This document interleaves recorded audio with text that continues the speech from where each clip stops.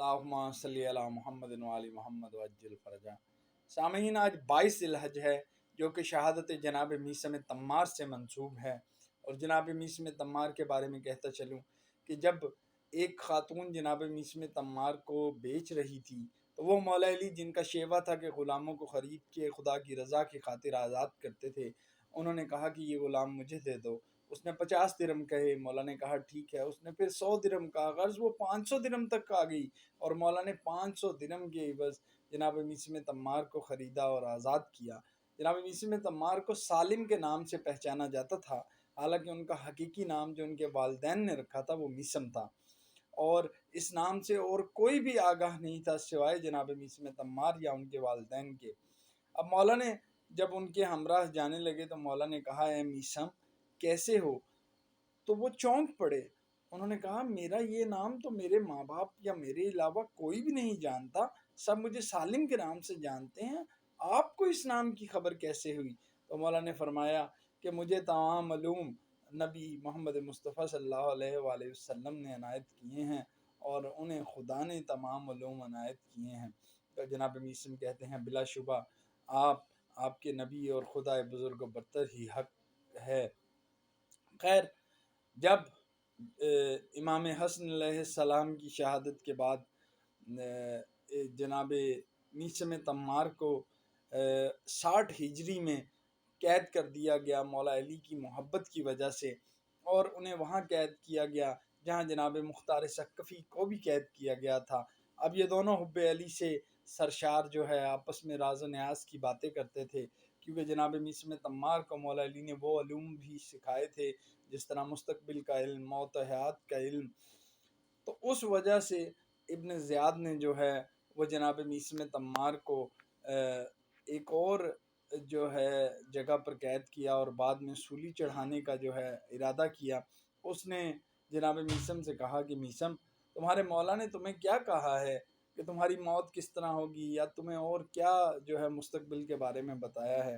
تو چونکہ مولا علی نے جناب میثم کو بتایا تھا کہ میری محبت کی وجہ سے تمہیں جو ہے سولی چڑھائی جائے گی اس درخت کے اوپر، اور جناب میثم اسی درخت کو پانی دیا کرتے تھے اور وہاں نماز شکرانہ ادا کیا کرتے تھے کہ مجھے مولا کی محبت کی وجہ سے یہاں پر جو ہے سولی چڑھائی جائے گی۔ خیر، مولا ابن زیاد کو جناب میثم نے کہا کہ میرے مولا نے بتایا ہے کہ مجھے ان کی محبت میں اس درخت پر جو ہے سولی چڑھائی جائے گی اور میری زبان بھی کاٹ دی جائے گی مولا کی محبت کی وجہ سے۔ وہ تمسخر اڑانے لگا، اس نے کہا یہ تو ہو ہی نہیں سکتا کہ میں جو ہے زبان کاٹوں، میں تمہارے مولا کو جھوٹا ثابت کر کے رہوں گا۔ جناب میثم مسکراتے ہیں اور کہتے ہیں یہ تیری خواہش ہی رہے گی، یہ ہو ہی نہیں سکتا کہ میرے مولا کا کوئی بھی قول جو ہے وہ جھوٹا ہو۔ خیر، جناب میثم کو سولی چڑھا دیا گیا، لیکن جناب میثم جو ہے عشق علی سے سرشار، حب علی سے سرشار جو ہے مولا کے فضائل بیان کرتے رہے، اور اس قدر فضائل بیان کیے کہ لوگوں کا ایک جم غفیر جمع ہو گیا، اور مجبوراً ابن زیاد کو جو ہے سولی کے ساتھ ساتھ جناب میثم تمار کی زبان بھی جو ہے وہ کاٹنی پڑی۔ ایک واقعہ بھی پڑھتا چلوں کہ ایک مرتبہ جناب میثم تمار آ رہے تھے تو اپنی جہاں پر کھجوریں بیچا کرتے تھے وہاں پر تھے، تو مولا علی کا گزر ہوا۔